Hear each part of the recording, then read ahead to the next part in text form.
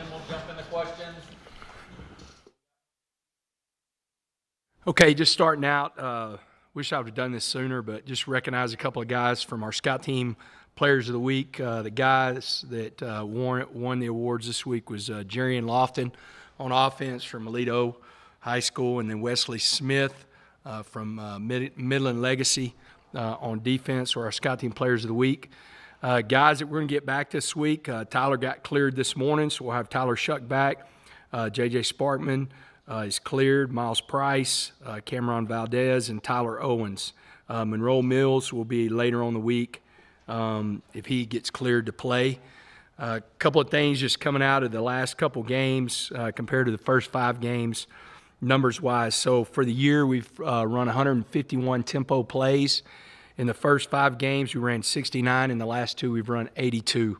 And we're going to try to go even faster Saturday night. Right now, we are, I think, leading the nation in plays per game. We're at 96 plays per game. And again, we're going to try to hit over 100. I think that's one thing in the last 2 games that's helped our offense and definitely helped our offensive line is, the amount of time that we can keep people on the field tempo-wise, and I do feel like our guys are in really good shape to handle that. Playing a team that I'm really familiar with, I've got some great friends on that staff. David Wetzel, their director of high school relations, he and I and Kenny Perry were on the board of directors of the THSCA together.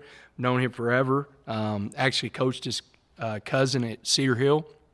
And then Sean Bell, one of my really good friends, another high school coach. I think Sean is an up-and-coming guy.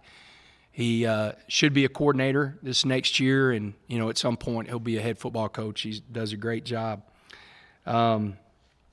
Offensively, they're really, really good. Jeff Grimes, who, again, he's a guy I think in this next batch of guys that are getting interviewed and hired, he'll be a head football coach. But Jeff Grimes, he does a great job on offense. I think we're facing the best offensive line. 12. They do a really good job. Shaping reminds me a lot of Barron. They can get the ball out at different angles. He's got a quick release. He was a baseball, football player when we recruited him. And then their freshman running back, Richard Reese, is having a phenomenal year. And expected that. I mean, he's a real speedster. He hits a hole really hard with what they do with a wide zone. I mean, he does a great job and played really well last week. On defense, I think Ron Roberts has his fingerprints all over that defense. I mean, I got to work with him for 2 years, learned a lot from him. They do a great job with their pressure package. Ron is kind of known for what they call creepers or simulated pressures, and he does a good job. Defensive line-wise, if they're not the best in the conference, they're pretty close to the best in the conference. They go too deep in the D-line, and, they're led by their nose guard. Apu is a really physical guy, and he's an NFL guy. Then they've got some vets in their inside linebackers, and then their boundary safety, Christian Morgan, has come back the last few games and really made an impact. So I'm glad we're at home. I'm glad it's at night, and I'm excited to see Patrick Mahomes back in the building, and I think that's going to generate a lot of buzz. We're excited to play them. They are the Big 12 champs, and right now they are the standard that everybody's going to be measured by. No matter what anybody else's record says, they're the ones that have the trophy out of last year, and so it's going to be a great game, and excited to play those guys. So with that, I will open up with questions. We'll go Sean and Ariel and Jarrett right after that. Coach, talk about the resiliency that this team has shown. It is totally captured by the brand, and how has this team shown what you want them to show at this point of the year? I think from the day that from my press conference, and then anytime I've spoke to any Red Raider alum or fans, have talked about how hard we're going to play, and who we are, and that will never be in doubt. And I think those guys have bought into that. They come to practice every day, working hard, and game-wise, they've played really hard. I think we can play faster. I think we can play harder. I'm hoping this week we start filling that turnover to where we can start creating more turnovers. That'll really help. But really proud of our players and the buy-in that they have for this program. And weird things happen at the Jones on a Halloween night, total blackout. Undefeated at home and wanting to continue that way. How has this fan base helped this team in giving them the encouragement they need at home? You know, the energy, I mean, it's different whenever you come into this place. The energy that our fans, our student body, you know, they're really engaged, you know, and I think whether it's the people are thinking the wind's going to blow harder or whether whatever it is, the tortillas are flying, you know, I think that there is definitely a mystique here. Our guys feel extremely comfortable walking down that tunnel and being able to flip a switch and play extremely hard. And then, you know, we talk about, you know, all the time of making our fans proud, you know, wear the red and black. And so it's really important to us. But I'll tell you, man, whenever we come in there, fan base has been absolutely incredible, and I really appreciate them. On Saturday, you mentioned that it was one of the most complete games you guys have had on both sides of the ball. Heading into this week of practice and also heading into Baylor, how do you guys raise that standard now of completions? What is something else maybe you guys really want to excel out heading into this week? You know, I think we just we continue with what we're really working on is concentrating on taking the ball away, you know, emphasizing that. Ball security, you know, that's one thing Coach Kitley talked yesterday or Sunday, yesterday, about, you know, we had some balls that were on the ground, so we got to do a better job with that. So just emphasizing that, making it about football, you know, really emphasizing what we need to do. And then, you know, I think there's always things whenever you come out of a game that even I do agree it was our probably most complete game. There's things to work on. I don't think we tackled as well as what we need to in the run game, and we're fixed to face a team that wants to run the football, does a great job running the football, and so there's always things to work on during the week. But again, it goes back to what we talk about. There's three things we talk about: the brand, the player coach's oath, and the plan to win, and we just try to keep it all about that. Tyler being back this week, now you have three of your quarterbacks all back in. Do you think how dangerous is that room now that all three are back, considering the way that Barron played and the way that Donovan has been playing? You know, I think it allows you to continually be even more aggressive, you know, because whoever's in there, we know they're going to be able to get the job done, you know, and I think they drive each other. I promise you, when we go to practice tomorrow, Tyler Shuck will have a chip on his shoulder, you know, of not being able to play. So he'll bring even more intensity to that room, and that's good. You know, I mean, they're going against each other, but in a different way. It's not like an offensive defense, iron sharpens iron, you know. But I think there's a level of preparation and competition in this program that helps guys stay focused, and I definitely think they'll be focused and ready to go. Hey, Coach, the offensive line was a major concern or topic in the offseason and then has received some criticism throughout the season, but it appeared to have its best performance on Saturday. After watching the film and talking with the other coaches, what were your thoughts on how they performed? You know, we played better. You know, I think, you know, we gave up one sack again. The sack that we gave up was an all-out blitz, you know, and they got home. I thought that we were pressured, but it was less and less. I definitely think that the tempo is helping them, you know, because our guys are in good shape, you know, and whenever it comes to offensive line and tempo, it's a little bit easier than defensive line and tempo. You know, you're running a lot more in the defensive line, so a tempo can really affect you. And I think we're seeing that, and I think it's helping the offensive line. You know, I thought Matt Keeler played well. Dennis Wilburn probably had his best game. Landon Peterson, you know, had a real edge to him, and so I was really, really happy with those guys. We got to, you know, just keep building. We got to get better. But I think, you know, Kitley did a really good job with the plan that he had, and as long as, you know, we're running or catching the football to where we can continue to tempo, then we're going to try to go as fast as we can. A couple quarterback questions for you. Is this Barron's team? Is he the guy going forward, or is there going to be a competition every week? And also, what's your relationship with Mahomes like? How long have you known him, and saw that. The thing with us, I mean, even whenever you name a quarterback, I think there's definitely, when you have a quarterback room like we have, you always want the competition. You never want anybody to get complacent or just set, and not like to where they can't go out and perform. It's tough. I think that when you have somebody that's injured that won the job, without any doubt, you definitely have to open it up because, him breaking his collarbone didn't do anything, that wasn't his fault other than it happened, and so I think we open it up, but when we come in Saturday, we're planning on playing all three of them, and then we're planning on whoever gives us the best chance to win that game against Baylor is going to be the guy that starts the game. And then, Patrick and I are both from East Texas. I was born in East Texas, spent most of my life in the Dallas-Fort Worth. Watched him in high school, just being a high school junkie. And he was incredible. And then, followed him. I mean, one of the best games that I've ever seen a quarterback play. It's going to sound crazy, but just some of the crazy things that he can do is whenever Texas Tech played LSU in the bowl game. I mean, I was just in awe of his arm strength and the angles he could throw it at, and and what he was doing in that game was incredible. And I'm a huge fan.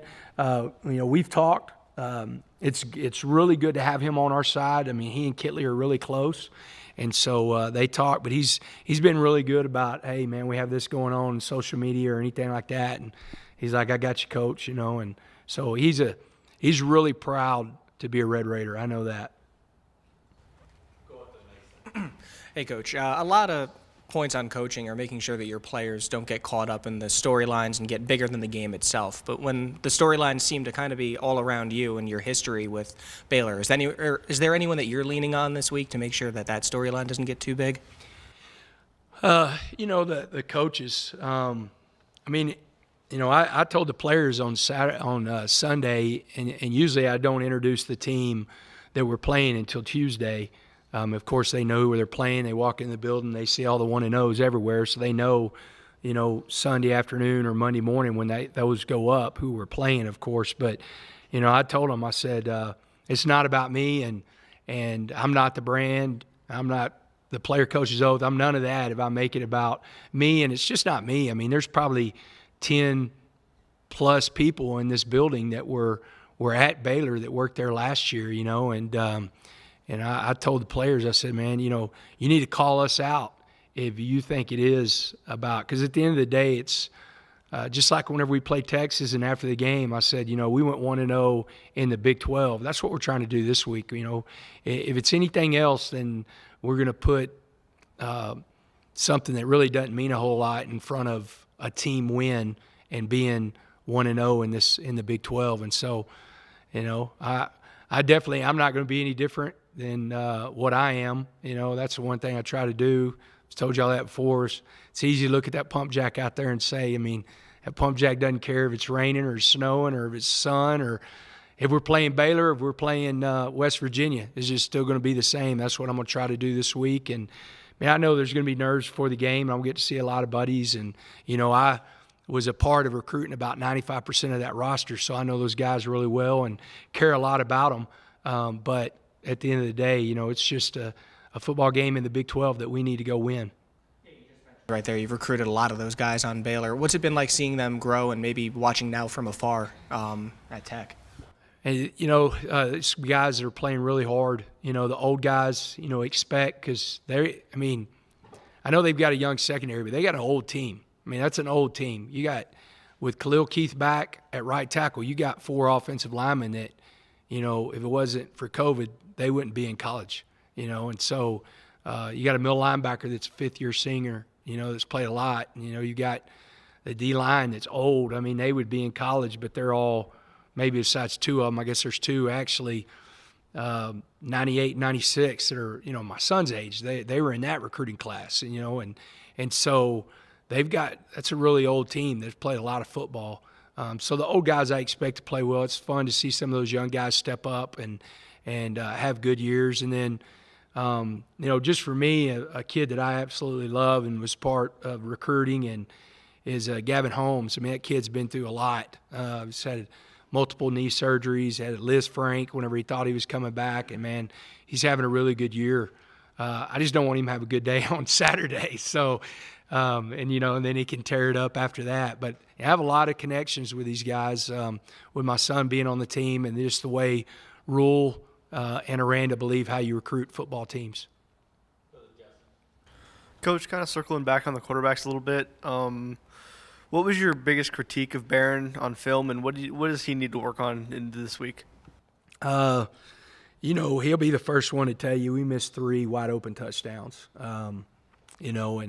So either, getting to his second or third read faster when that first read's not there, or the first read.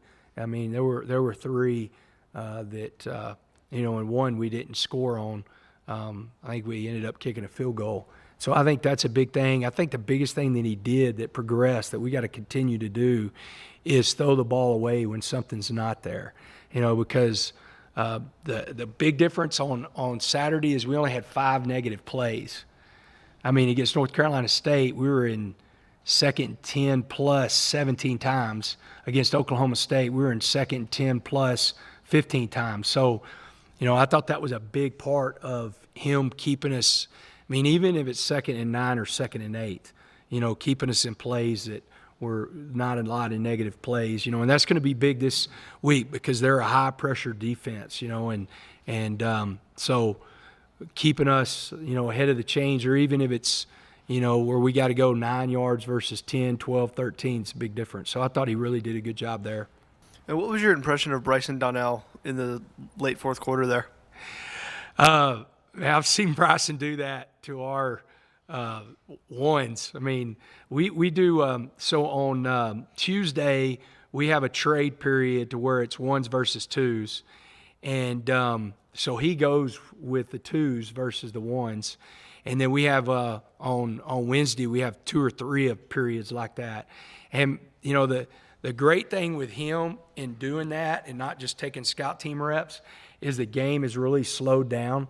I mean, he's 215 pounds. He's a physical runner. He's a one-cut runner. He doesn't waste a lot of movement and has good vision. And, man, I was really proud of him. I was excited to see him, do that. And the older guys were really fired up for him.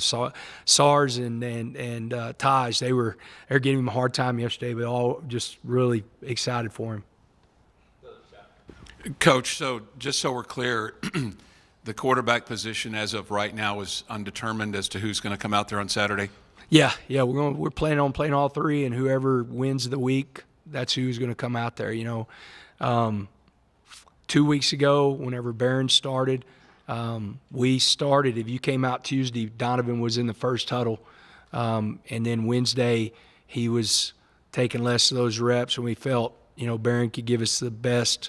If you'd have come out Tuesday, Barron was in the first huddle, and if you'd have come back out Wednesday, Donovan was taking the majority of the 1 reps just because, both those guys have been banged up, and then you turn around and get shucked back. And so those 3 guys will share reps of the 1s and 2s and, see where we go. The good thing is they're a lot alike. I do think that where the offense has been the last 2 weeks, I think there's going to be more pressure on all of them of how fast they can get the ball out of their hands when we go tempo. Is the tempo related to the quarterback, or is the tempo related to the play calling? Tempo is more related to, I would say, trying to help play calling, trying to help the offensive line. If you don't, and you don't try, I know it's like you're trying to wear down a defense, but if you're not tempoing, they can sub. When you're tempoing, it's harder to sub. It's harder to get people off the field. And, again, the offensive line, their movement versus defensive line having to chase the ball, is a lot different. And so trying to wear those guys down and help our offensive line is probably the biggest thing when it comes to the tempo and what we've been trying to do. Coach, with the Miles Price coming back, what's the plan using Xavier White? He's been probably one of your best receivers, and do you kind of plan on mixing it up with both of them on the field at once, especially with Nehemiah as well? No, they'll rotate. That's a good thing. Like if you saw us whenever we were tempo and we'd get to a point to where there would be an incompletion or maybe we were out of bounds, and now we were going to go a full sub to get fresh guys in and then go as fast as possible. He will be a guy I expect to play Saturday, but he'll be almost building into Saturday. So those guys will still be getting a lot more reps than him. We're hoping that, we saw a great, he looked really good today with Drew in his running. And then he'll get part of practice tomorrow and see how he feels after that. And, I think we'll keep building. But I think you'll see a rotation with all those guys, that's the best thing that we have. Whenever you don't have like the one or two just like go-to guys, whenever you can be, we're too deep all the way across the board. And then this last week with our tight ends, our tight ends played more, so some of those guys, didn't play as much. We're going to continue to do that. We got 3 really good tight ends, and the good thing about them is you can split those guys out and still, be in your spread look and tempo with those guys. They catch the ball, they're mismatches. I think you saw that with, Mason whenever they were trying to tackle him, and then I guess Teeter felt like he needed to be physical too. He wasn't going to let the young guy show him up, and so he had a big run after a catch also. So I think just mixing those guys in and keeping them fresh helps us go fast. Go Jeff to finish with Don. Coach, I know that while you were here last year when Tech played Baylor, you were still putting your staff together and working on other things at that point. This is now the second time that the Red Raiders have played against Baylor since you haven't been there. What differences have you seen in their program since then to now that maybe you can take some advantage of? I definitely, when you lose NFL players,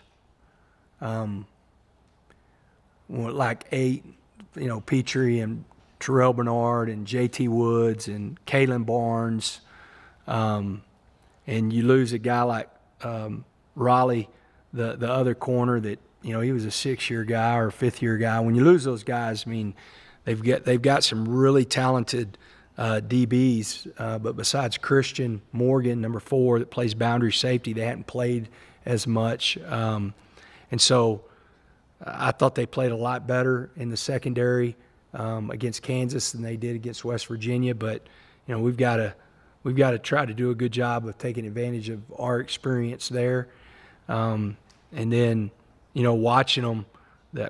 They do what they do. They're very, very aggressive on defense. They're very, very good up front in the D-line. That's what leads them. And then they have one of the smartest Mike linebackers in the game, and Dylan Doyle. The guy's a coach on the field. His dad's a coach. He's a coach's kid, and so there's not a lot of difference other than, with that. And then on the other side of the ball, they lost some really good running backs, but they got a freshman that's playing as good as anybody in the country right now. Richard Reese has really done a great job of filling the role that they lost with Ebner and Abe Smith. And so, the one thing about good teams, they have an identity. They stick to their identity. This is who they are. They're going to come out and they're going to run the football. They're going to go play action or bootleg. They got 2 big tight ends that they're going to get the ball to. I think Ben Sims is leading them in receptions. So they're going to do what they do, and that's what we got to do. We got to come out and do what we do. We both teams have been bit by the turnover bug, and I think they've turned the ball over 7 times in the last 2 games. And we've been through that. Luckily, we did not do that this last week. I think that's going to have a big deal in the game of like who wins the turnover battle is going to be a big part of it. And is it the first time that you've had to coach against someone that used to be your boss? And if not, how does that experience play out with you? It's the first time that I've coached against somebody that was my boss. It's not the first time that I've coached against a team that I've left. In 1996 or 97, my very first year at Cedar Hill, I was an assistant, and we played Crowley, and I'd left Crowley. So I've been through this with the players, and but I've I went with my boss at the time. He went from Crowley to Cedar Hill, so didn't have to coach against him. I'll go with Don. Finish up. Joey, I think I heard you say the other day, you said you need to get more pass rush from somebody besides Tyree. Yeah. Can you kind of elaborate on that and what your thoughts are right now? You know, if you watch games in the last few weeks, and they'll do it this week, but it's part of their plan, so they're not doing it just because of Tyree, but they will. But, you know, you're getting a lot of chips by tight ends. You're getting a lot of running backs, and so you're getting the offensive tackle and tight end. You're getting the running backs and the offensive tackle, you know, to where he is demanding a lot of double teams in the passing game. And so either calls away from him or other people stepping up in the pass rush is what we got to have.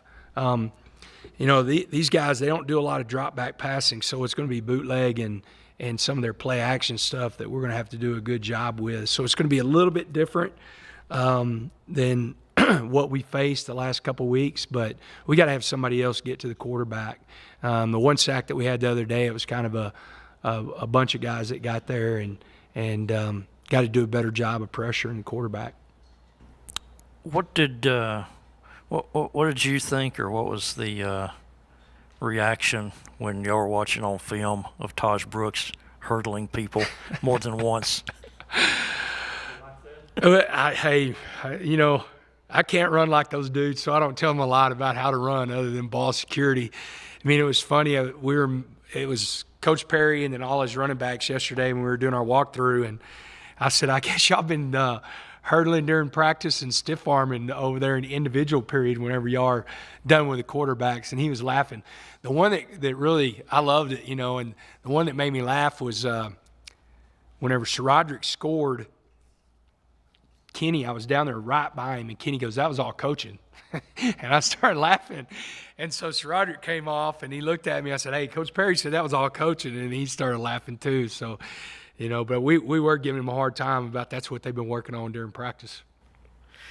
Also, talking about your Baylor connections and what have you, where's your son now after Matt got let go? He's still there. Yeah, he's still there, finishing out the year. He was fired up. They got a win yesterday, so a little bit of taking a deep breath of, you know, being able to come into a building that's, you know, feels better about themselves. And so he's still there working hard. You're not having Matt here this week, are you? And what? You're not having Coach Rule here this week, are you? With his connections well, to there's you a chance. and to the other team? There definitely is a chance. You know, I don't know if he'll be here this weekend, but he'll be here at a home game. You know, I talked to him a couple weeks ago, and I actually have talked to him, you know, or at least text almost every day. But whenever it happened, I talked to him the next day, and he said, you know, he was going to the beach to decompress and relax, and he's coming to Lubbock, and he didn't know if it was going to be this game or Kansas or OU, but he'll be here at one of our games. Also, back on tight ends for a moment, because of their physical stature and talent level, a lot of people ask on a kind of weekly basis, when do they seem to be targeted in some games, i.e. Texas, and much more so last week and less so in others? Is it a game plan thing, or is it matchups, or a little bit of both. You know, we had some really good stuff that we could get Texas into defensively when we went to that personnel. This last week, we really focused on tempo. And so it was like we have to have a plan of no matter who's on the field, we got to be able to tempo with those guys on the field. And so I think, you know, going into that 12 personnel, sometimes they would go to a 4-down front. That's what we wanted them in, and we didn't want to get them out of it. And so we were able to tempo. Those guys do a good job. And, you know, I definitely think, you know, again, you'll see that this week. And, you know, as they continue to prove themselves in the passing game, then you'll see it more and more because there are such tough matchups. I don't know how, you know, between the three, I mean, they're probably faster than most linebackers, and then, you know, they're so much bigger than safeties that if you have good ball placement, then it's really hard to defend. All right. All right.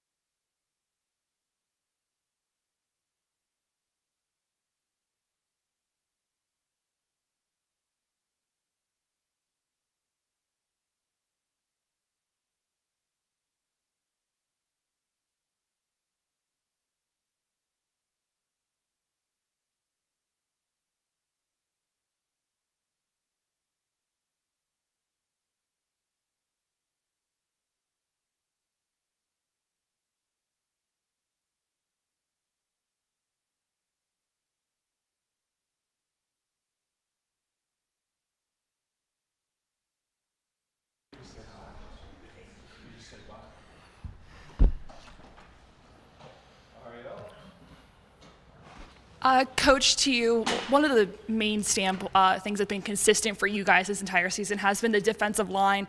What was something that really stood out to you about them on Saturday? And is there something that they still need to improve on? Or is there still a goal they have not reached yet? Well, I think our guys were really consistent on Saturday as far as how hard they played. We were pretty gap sound most of the day, but it's just the intensity that they're playing with. And a big part of it's just them, is who they are. And the other thing is, I think the more we play in this system, they understand it better. And they're able to play faster, react to blocks better, and the results are showing. The thing we got to continue to improve on is just our four-man rush. We're getting decent pressure, but we've got to be more consistent working edges. There's too many times where, we're kind of down the middle of guys, and last week was a little bit different. They were a big screen and draw team, so our guys were not really getting up the field as much, which is, a smart tactic, for, those type of offenses. But it's something that we got to continue to work on. Heading into this week, our guys are going up against an offense that's really aggressive on fourth down. I mean, they're top 2 in the country. They're tied for second right now going on fourth down conversions. How do you stop an offense like that with aggressiveness, like from all that end of it? Well, I mean, depending on how you look at it, they either get 2 third downs or an extra first down. They're a lot like our offense, and we're used to going against our offense. So you have to be aware of that they're not a traditional third down team. They sequence their calls, thinking that. So you'll see some third and longs where they're going to run the football, try to get half, knowing that they're going for it on fourth down. And then you just got to be really good on fourth down defense. And it's a difficult task, but it's just something you have to teach your guys. That's our objective this week, and let's go do it. Hey, Coach, you said last week that some turnovers could come in bunches. They did, and that had to feel good. What went into that in terms of y'all being able to come up with so many turnovers? Well, it's kind of the shape of the ball. Other sports, it's a round one. In football, it's oblong. It bounces different ways. That's the trite answer. But the reality is our guys work on it every single day. Every week we work on it as the coaches. And sometimes the opportunities just come up more. I thought our corners did a really nice job all day long of playing press coverage and being tight to their men. And if they're going to throw into tight coverage, our guys are good enough athletes to go up and take it. So that was huge. And then punching the one ball out and having population to get on it was big. So it's the principles of what we teach our guys and how to get takeaways, but it's the execution and then the opportunity happened for us on Saturday. Thinking, during the game, looking and pointing at almost every player on defense. He's having a good game. He's having a good game. It seemed like a lot of people did.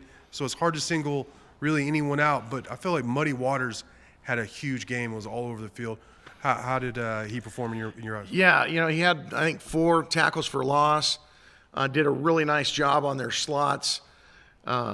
He's a guy that, does a lot of things for us, and was really impressed with how he played, really impressed with how our corners played all day long. There was a couple times they got out of position, and, we had some penalties. That's going to happen sometimes. But I just thought overall our secondary really did a nice job, and our front did a good job against the run.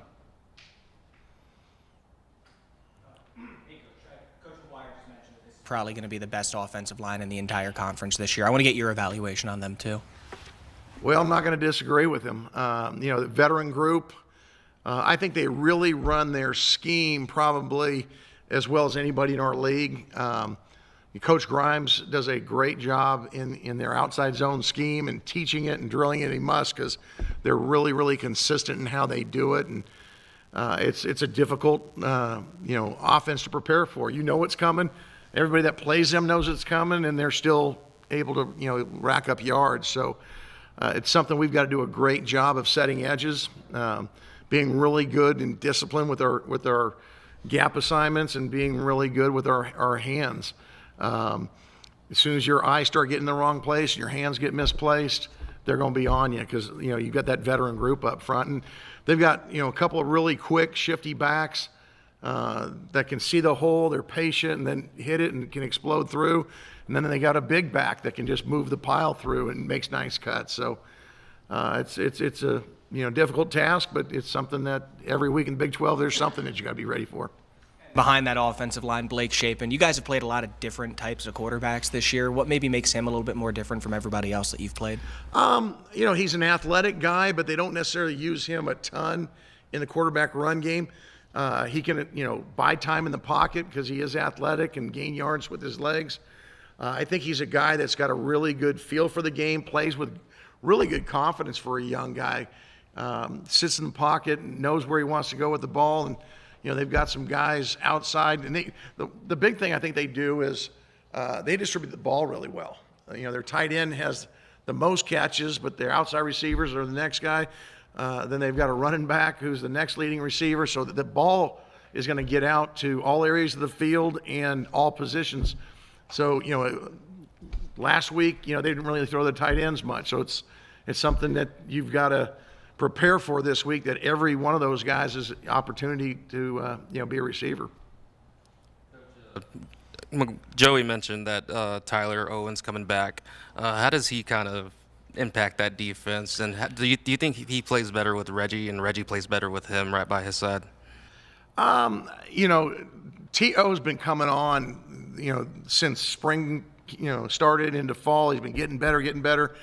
Reggie had an advantage over him just from an experience standpoint and communication, understanding our package. But, T.O. had earned his start when we went against Oklahoma State. He's a long guy that can really run. He plays hard. We noticed it on special teams. I mean, he's the first guy down the field. He can really run and make plays. And so get him back on the field, in our base defense is really going to help us, because he's a guy that can eliminate those big plays. He does a nice job in man coverage, and he's a long guy that can, get hands on receivers to disrupt timing. Having him and Reggie available, to me, is the best case, because now you can keep both of them fresh. And we're going to continue to use guys like, Adrian as well at the safety, and, have him spell mud some at times. The key is having depth, having quality depth, and having multiple guys that you feel good about. And, getting T.O. in is going to definitely give us that feeling that it doesn't matter which one's in, we're going to play pretty well. Justin and Jeff. Coach, kind of circling back on having depth, Jacob Rodriguez had a really, really solid game on Saturday. What have you seen from him this season, and how's he grown? He's grown a ton. Again, another guy who hadn't played a ton of defense.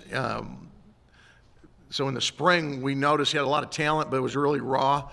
He's been a sponge. He works extremely hard. He's on the virtual reality goggles all the time, getting extra reps, and so he's getting a better feel for things, and he's playing well because of it. Really been impressed with how much he works at it, and he's going to continue to do that for us and continue to earn more reps, which is only going to help our guys that he's behind right now to split those reps out and not have someone that play 60, 70 reps at a time. Now we can split them up maybe 70, 30%. You mentioned the running backs for Baylor. What have you seen from Richard Reese so far this season? Yeah, is that 6? Or no, excuse me, 29, right? I'm pretty sure. Help me out. Reese is 29, I think. He's the smaller, really quick back, correct? Yes. Explosive player. Really runs the outside zone well for them. They must drill it really well because he's on the track, he's patient, and then explodes through the hole. Has really good vision, and for a guy who's not huge, runs strong between the tackles and runs behind his pads, has really good balance in that way. He's a chore. He's almost rushing for 100 yards a game, and they're splitting it up with him and the other two backs. So it's the Big 12. We're playing against good backs every week, whether it's, Bijan and Roschon from Texas or, Kansas State's, back Deuce. Everybody's got good backs in this league, and certainly, he's one of the best backs in this conference as well. Coach, last year's game with Tech and Baylor was a 3-point affair with Tech charging on at the end to try to win it. I know you weren't here at that point. You're also well past the halfway point in this year's team for your schedule for both of these two teams. How much of last year's game will you look at when you're putting film together, and how much of it comes from what you've seen on tape this year from Baylor? We put an emphasis on this year. We looked at a little bit in the offseason and evaluating, Baylor's offense, but they've changed some things, as most teams do in the offseason. Personnel-wise, some guys change, but even scheme-wise, things change. So we don't put a whole lot of stock in a year ago. What we try to do is look at people that look similar to us in how they approach defense and try to, think through, hey, are they looking at us like team A, B, or C, and maybe that game plan for us is going to look more like this, and that's kind of how we base things. And your defensive backs, a few years ago, people were complaining that you can't play a defensive back in college football anymore with how the rules have changed for pro offense. Would it be fair to say that your defensive backs this past week put on a school on how you do play defensive back in college football with the getting the head turned around and avoiding the pass interference calls? Well, I've told people for a long time, I think Marcel Yates is one of the best secondary coaches in the country. And I think, we're lucky to have him here. He does a great job drilling our guys, but just more so probably explaining to them how to play, what to anticipate based on splits, when you're in different positions, how to play the ball, how to play the man, where our eyes and hands should be. And I think our guys are getting better every week in doing that. It is difficult to play defensive back in college football, but we play a lot more closed middle probably than most people play, and we like to not give easy access throws up. And not a lot of people do that, and we're different that way. And I think our guys are finally starting to understand exactly what we need to do, and I really like our length outside because they use that as an advantage. The thing that's different between the professional game and college football, we can have hands-on receivers as long as the ball's not in the air and they're in front of us. And when you've got a big wingspan like our two corners do and can play physical, you can be tight to receivers, and they've got to make throws in tight windows. Hey, Coach, you mentioned a couple of times about the virtual reality goggles in these press conferences. Can you give us an idea of how the players utilize it and what they get out of it and kind of what the setup is? Is it by player or position, or how does it work? Well, our quarterbacks use it on offense. It's usually easier to do it on offense because offenses go this way and you can set the camera behind them and kind of it views it through the quarterback's eyes. And then they can see coverages or fronts. We try to do the same thing on defense, but you can't do it on a whole play because we have the camera set right behind the linebackers. So what we'll do is an inside run period where the camera's right behind, and we'll run different blocking schemes and different runs, and it will be the view of the linebackers. And so they're able to see when guards and tight ends or tackles pull. They're able to see, gap schemes, zone schemes, the back, how the backs are stepping. And so they can put those goggles on and just kind of go through mentally all those different reads and what their steps should be. So it's a really effective tool, particularly for linebackers. You got to manufacture it a little bit. You can't have it out there. The offense can have it out there and just run plays. That tripod tends to get in the way a little bit on defense. Where's that set up? Is it here, or where do you actually use it? We'll take it inside when we do our run fit periods at the beginning of practice. So yeah, the actual system you're talking about, yeah, we have it's just a regular camera, I believe, but it's a virtual reality camera, and we set it on a tripod, and they get it right behind the linebackers. Sometimes a little closer than I want them to be, but they got to get up there close so that it mimics their vision. Tim, I don't remember if we asked you early in the year about your philosophy between being in the press box or being on the field on game day. What led to you making that change? Well, everywhere I've gone, it kind of, you have to have a feel for where are you going to be most effective. And when I first go to places, sometimes you feel like, I want to see the eyes of the guys when they come to the sideline. You got to make adjustments. Are they getting it? Sometimes you get guys have a little glazed over look. And so I just wanted to feel certain that, hey, our guys are getting this. I think I can call a game probably better upstairs just from a vision, be able to, have my thoughts together. You get it on the sideline, and those of you that have been on the sideline know it's an emotional game. And I tend to be more emotional on the sideline and blitz maybe a little bit more when I'm on the sideline than I do up in the box when we're going to blitz anyways. But, you just have a bigger picture strategic view, I think, than being on the sideline. Now, both, have their advantages and disadvantages. I just thought once we got through the first part of the season and I felt like our guys were getting it, that it would help our defense if I was up. Having a guy like Marcel who's been with me, who's been in the system, our other assistant coaches know it, but it's good having that history with somebody that can, Marcel's been a defensive coordinator. He can pull the whole defense up and explain the whole unit if we need to talk to the unit. But we're at a point now where, all of our assistants are there with their positions, and we can talk through it like that. You went up, and Marcel and Coach came back down. Coach Bookbinder also, right? Or not? Yes, yeah. Book came down too. And y'all made that switch before the OSU game, is that right? It might have been the Kansas State game. K-State. Okay. Yeah, I think that was the first game. Yeah, that was the first game.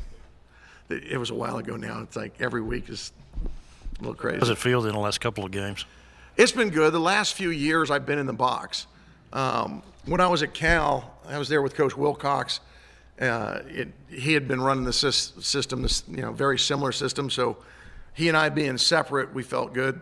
I can be up there seeing it, and he could talk to the whole defense if we needed to.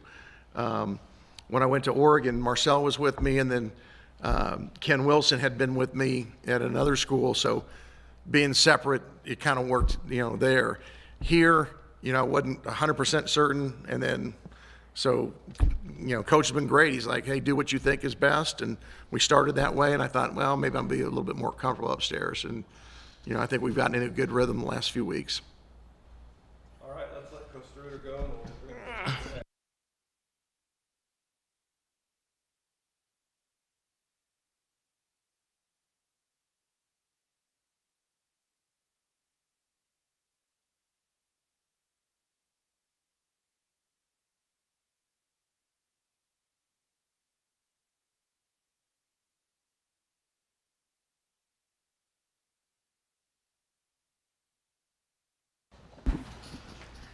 Wait for Don.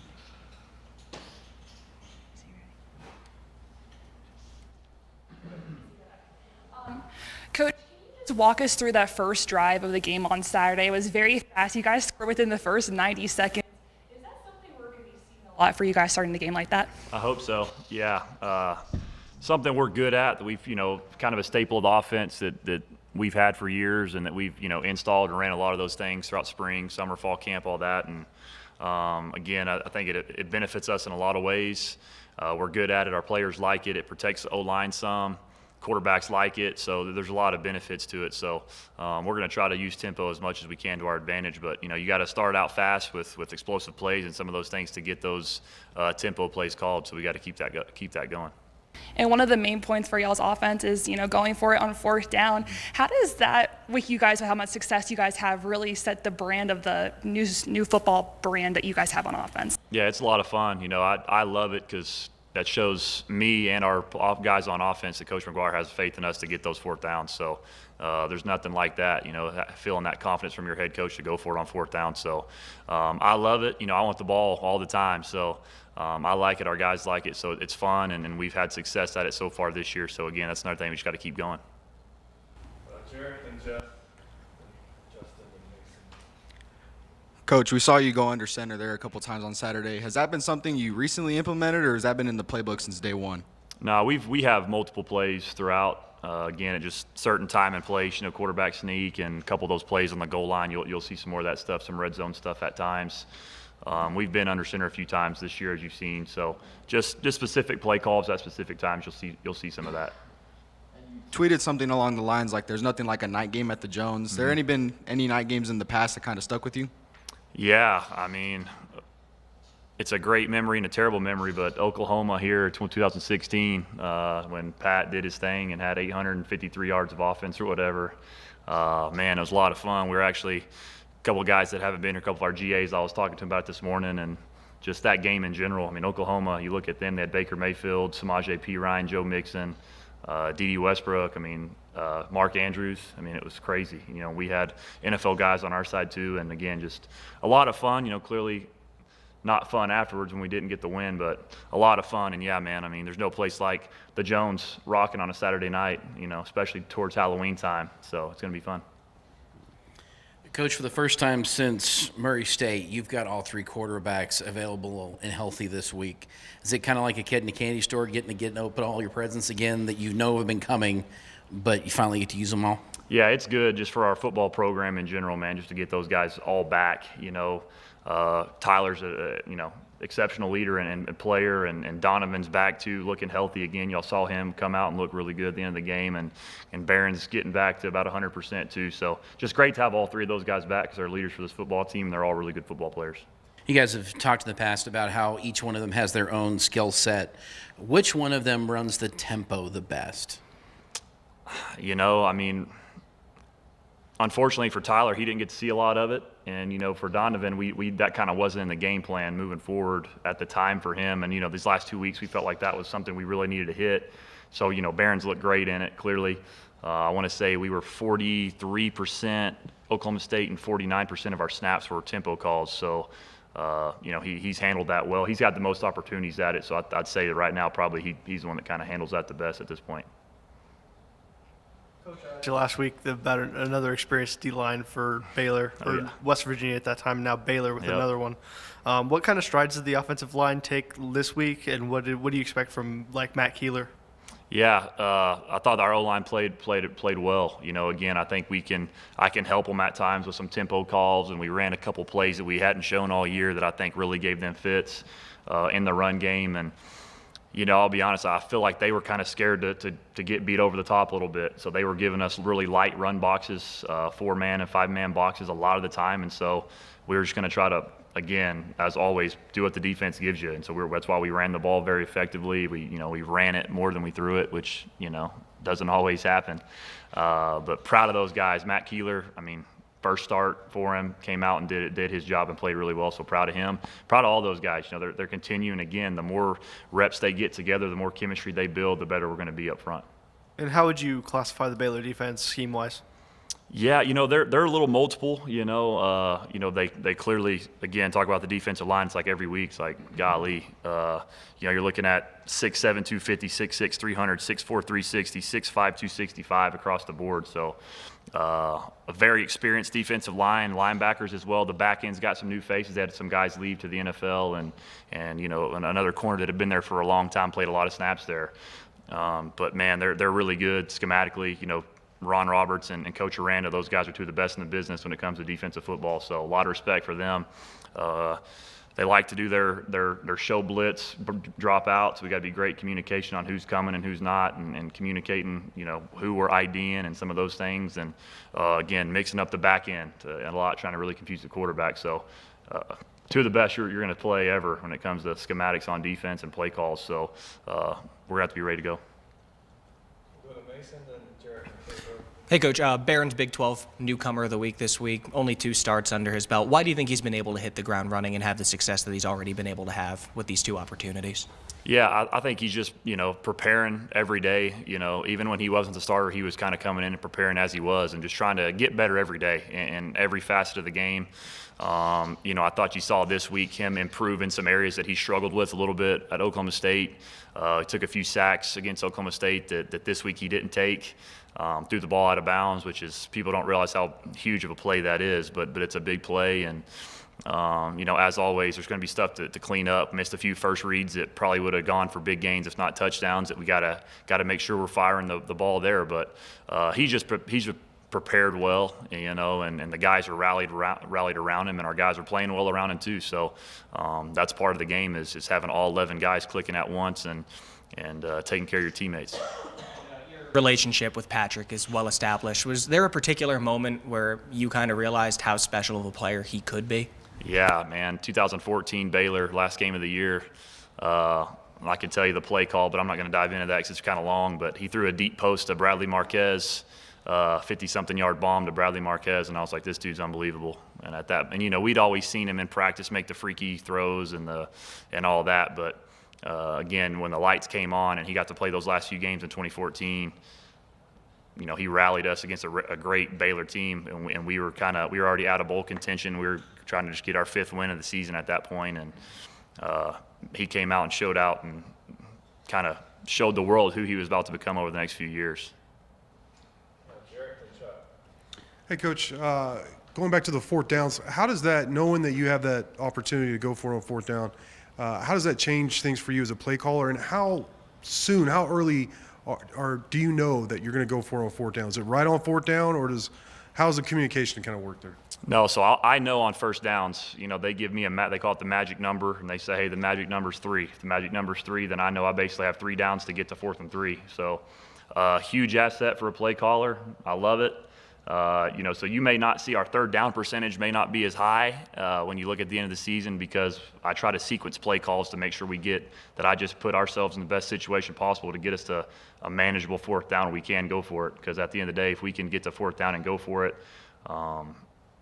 it seems like it's given our team the best opportunity to win football games and keep the chains moving. So, we had a couple 3rd down calls where we purposely maybe got on 3rd and 9, we got 7 yards, or I didn't go for the deep shot necessarily because I knew, hey, if I get to 4th and 3 or 4th and 2, we're going to go for this thing.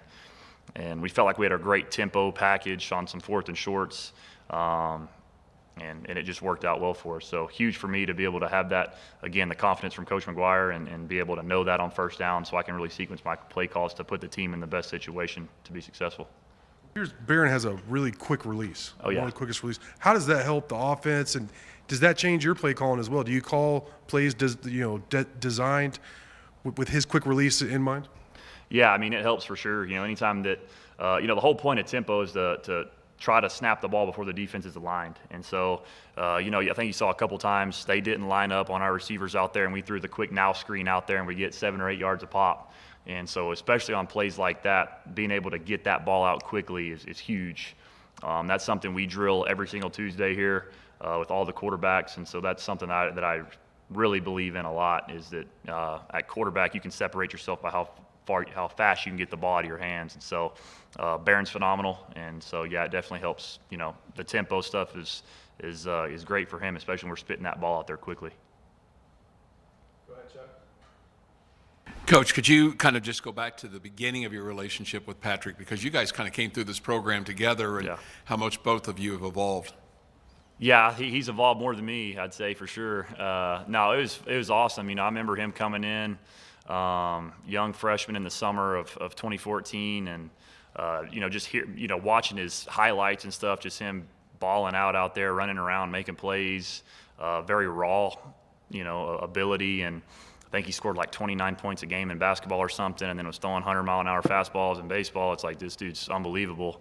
So he came out here and was kind of just that guy in 7-on-7 and stuff, and was slinging the ball around. And, I was put in such a unbelievable situation here with being my relationship with Coach Kingsbury and him allowing me to be hands-on with those guys and run some meetings and install the game plans with those guys at times and stuff like that. So it was huge for me. Clearly, I would not be here without Pat for sure. And yeah, he's clearly the best in the world at what he does. So it's been awesome to see. Do you know if there's any plans for him to talk to the team or your quarterbacks this weekend? I'm not 100% sure. My assumption is he will. I actually talked to him yesterday after the game, and so I know he's coming clearly this weekend, and he's excited to be here, fired up to be back in the Jones in a night game as well. So I know everybody here is going to be fired to see him too. So it's going to be a very special day with him getting in the Ring of Honor and all those things. So, but I'm assuming he's going to want to swing by and see everybody for sure. What's the one thing you think you would like him to tell your quarterbacks? Cut it loose. That's it. Cut it loose. Anything else before we let Coach go? We'll end with Jeff. As a play caller, and you're running tempo, the goal is to get the defense tired. The goal is to get them worn out. And you see them cramping up, and that stops your tempo immediately. How frustrating is that, or is that the response you're wanting them to have happen? I think there's a little bit of both, because you definitely want to keep rolling. But at the same time, I think that it makes us have a lot of confidence. We say they're tapping out on us, and so that, again, that kind of reverts back to Coach Lance and our strength and conditioning program here. And we're averaging 97 snaps a game on offense right now, which is 13 more than number 2 in the country. And, we haven't had guys cramp up yet all year. So that's a testament to our strength and conditioning program and where we're at physically. And again, that gives us a lot of confidence too. That whenever guys are falling over, that gives our guys a lot of confidence saying we're about to really roll these guys, and because they're tapping out on us. So there's kind of both. As a play caller, it's frustrating because I want to just keep going. But it's part of the game, and it just is what it is. And while there are legitimate injuries for sure, and cramps are a real thing, there are players who will fall and then are immediately back in on the next available play. Do you think that maybe the NCAA should look at that rule and maybe change it to the series, change it to a quarter, make sure for health and safety concerns for the player who had the injury? Yeah, the NCAA's kind of gone back and forth on it, and they're looking into it a little bit more. I'm an offensive guy, so I'm always going to say that I want it to help me as much as it can. But, I think that there needs to be maybe something in place. I don't necessarily think a quarter, but maybe take them out for a series or something like that. Because, again, you're seeing guys go down and they're off for a play and they're right back in the next play. So, because it definitely goes on for sure, those things. But, at the same time, it's not the referee's discretion to say is a person truly injured or not. So I understand both sides of it, I really do. But I think the NCAA is really trying to dive into that and see how can they do it the right way. So we'll see kind of how that moves forward. I know they're working on it, but we'll see. All right. Thank you. Thank you.